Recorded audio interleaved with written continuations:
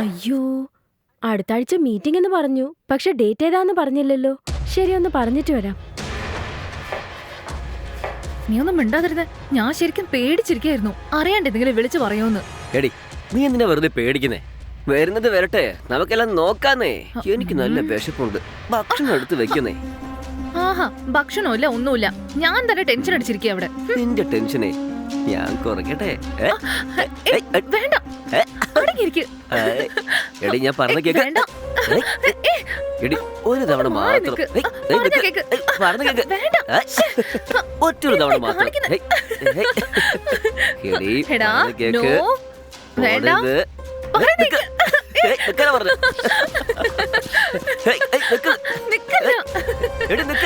ഓഹോ, ഇതാണ് നിങ്ങളുടെ കളിയല്ലേ? ഞാൻ നോക്കിക്കൊള്ളാം.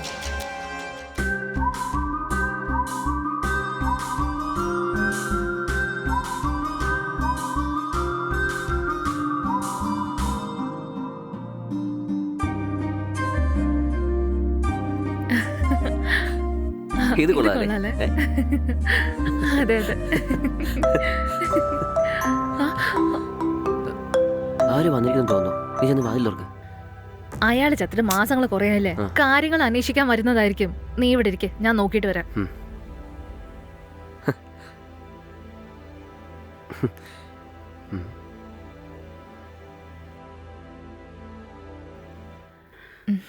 Bhavani,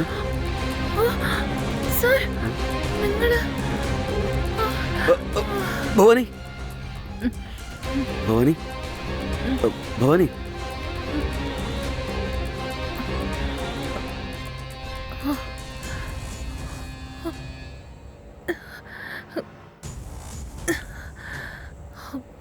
are you okay? നീ എന്തുകൊണ്ടാണ് മയങ്ങി വീണെന്ന് എനിക്ക് നന്നായിട്ട് അറിയാം. ഞാനും എൻ്റെ അനിയനും ടിൻസാണ്. രണ്ടുപേരെയും കണ്ട ഒരേപോലെ തന്നെയുണ്ട്. സോ എന്നെ കണ്ട ഉടനെ നിനക്ക് അവനാണെന്ന് തോന്നിപ്പോയി അല്ലേ? കറക്റ്റ്. എൻ്റെ അനിയൻ എല്ലാ കാര്യങ്ങളും നിന്നോട് പറഞ്ഞാണെന്ന് വിചാരിക്കുന്നു. പറഞ്ഞിട്ടുണ്ട് സർ, പക്ഷേ ട്വിൻസ് ആണെന്ന് പറഞ്ഞതായിട്ട് ഓർക്കുന്നില്ല. ഓ, അങ്ങനെയാണോ? അത് പറയാനുള്ള സന്ദർഭം അവന് കിട്ടിക്കാണില്ല. ഞാൻ സിംഗപ്പൂരിൽ സെറ്റിലാണ്. എൻ്റെ ബിസിനസ് എല്ലാം അവിടെയാണ്. ഞാൻ അവിടെ സെറ്റിലായിട്ട് 20 വർഷത്തിൽ കൂടുതലായി. അല്ല, ഒന്ന് വെച്ചിട്ട് ഇതാരാണ്? ഇതോ, ഇദ്ദേഹം ഉണ്ടല്ലോ, ഇദ്ദേഹം എൻ്റെ ഒരു ബന്ധുവാ. എനിക്കെന്തെങ്കിലും ആവശ്യം ഉണ്ടെങ്കിൽ വാങ്ങിച്ചോണ്ട് വരുന്നത് ഇദ്ദേഹം. ഓ, ഓക്കെ ഓക്കെ. നിന്റെ പേരെന്താ മോനെ? Ram. Okay Ram, thank you so much ഇവിടെ കെയർ ചെയ്തതിന്. സാറില്ല സാർ, അവർ ഒറ്റയ്ക്ക് കഷ്ടപ്പെടുന്നതല്ലേ. എന്നെ കൊണ്ടാവുന്ന ഒരു ചെറിയ സഹായം. ഗുഡ്. ഞാനിവിടെ ഒരാഴ്ചയുണ്ടാകും.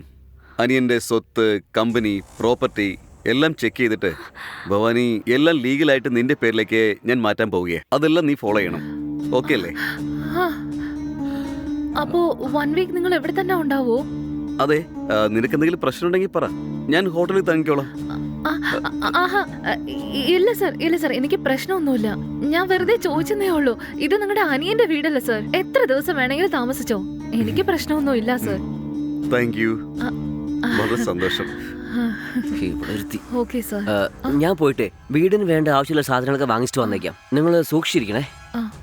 Okay Ram, thank you for your great help. സാറില്ല സർ, ഞാൻ പോട്ടെ. ശരി. അപ്പൊ ശരി ഭവാനി, ഞാൻ പോയൊന്ന് ഫ്രഷ് ആയിട്ട് വരാം. നിനക്കിപ്പോ കുഴപ്പമില്ലല്ലോ? ഓക്കെയാണ് സർ. അതോ ഹോസ്പിറ്റലിൽ പോണോ? ഇല്ല ഇല്ല sir, I am okay sir. Okay Bhavani.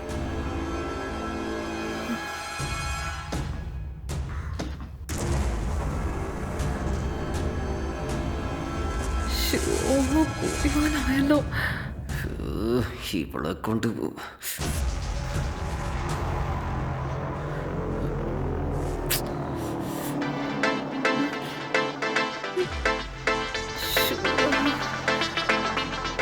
കൊണ്ട് എടാ, എന്താ പറ? എന്ത് പറയാനാ? അയാൾ പെട്ടെന്ന് വന്ന് നിൽക്കുന്നു, നീ എന്താ പറയാത്തെ? എടാ മണ്ട, എനിക്ക് പോലും അറിയില്ല. അയാൾ പെട്ടെന്ന് വന്ന് നിന്നതാ. അതെങ്ങനെ നിനക്ക് അറിയാതിരിക്കുക? ശരി, അതൊക്കെ ഇരിക്കട്ടെ.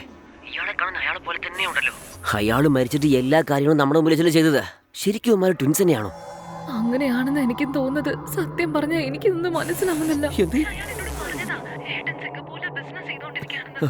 അതിനുശേഷം ഞാനും കൂടുതലൊന്നും ചോദിക്കാൻ പോയില്ല. ശോ, അപ്പോഴേക്കും നമ്മൾ അയാളെ കൊന്നു കളഞ്ഞില്ലേടാ. അതൊക്കെ ഇരിക്കട്ടെ, അയാൾ ഒരാഴ്ച ഇവിടെ താമസിക്കാൻ പോകത്രേ.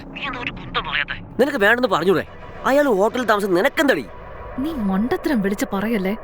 ഇതേ അങ്ങേരുടെ അനിയന്റെ വീടാ. സ്വത്ത് മുഴുവനായിട്ട് എന്റെ പേരിൽ മാറ്റിയിട്ടില്ല. നമ്മുടെ കയ്യിൽ എന്ത് തന്നെ ഡെത്ത് സർട്ടിഫിക്കറ്റും എല്ലാം ഉണ്ടായിട്ട് പോലും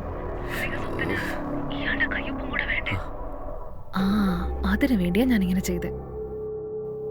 എല്ലാം നമുക്ക് അനുകൂലമായി നടന്നുകൊണ്ടിരിക്കുമ്പോ നീ എന്തൊക്കെയാ കാണിക്കുന്നേ? അത് ശരിയാണല്ലോ, നീ പറഞ്ഞത് ഒരു വിധത്തിൽ ശരിയൊക്കെ തന്നെയാ.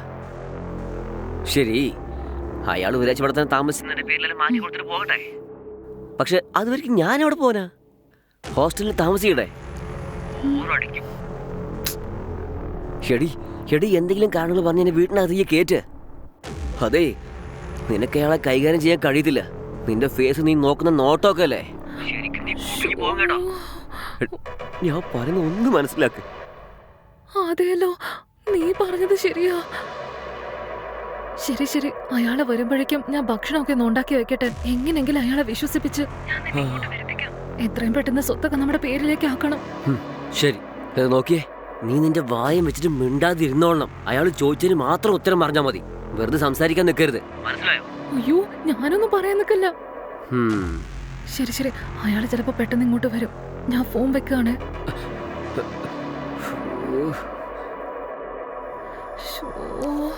ഇതിപ്പോ ഒരു തലവേദനയായിരിക്കാലോ.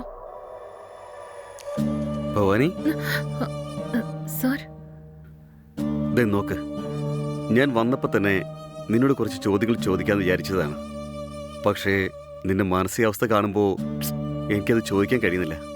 മനസ്സിലാവുന്നുണ്ട് നിനക്ക് എന്തുമാത്രം സ്ട്രെസ്സും പെയിനും ഉണ്ടെന്ന് എനിക്ക് നന്നായിട്ട് അറിയാം. ശരി, പറയേ, എന്താ നടന്നത്? സാർ, അത് പിന്നെ ഞാനൊരു ടാക്സ് കൺസൾട്ടൻസിയിൽ വർക്ക് ചെയ്യായിരുന്നു സാർ. ഈ വീട്ടിലെ ഇൻവോയ്സ് ആൻഡ് ബിൽസ് വാങ്ങിക്കാനാണ് സാർ ഞാൻ വന്നുകൊണ്ടിരുന്നത്.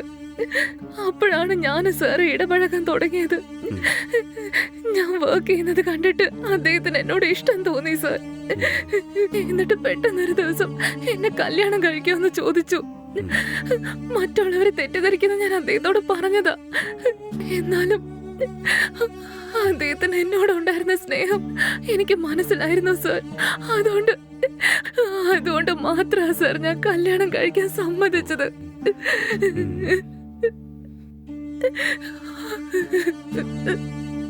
ഇറ്റ്സ് ഓക്കെ ഭവാനി, എനിക്ക് മനസ്സിലാവുന്നു. പ്ലീസ് കരയാതെ പറയേ. അതിനുശേഷം ഞങ്ങളുടെ വീട്ടില് സംസാരിച്ച് കല്യാണം കഴിച്ചു സാർ. കല്യാണം കഴിച്ച് സന്തോഷമായിട്ട് ജീവിക്കാന്ന് കരുതിയതാ. ആദ്യ രാത്രി ഞങ്ങള് നല്ലൊരു തുടക്കമായിരിക്കും എന്നാണ് വിചാരിച്ചത് സാർ.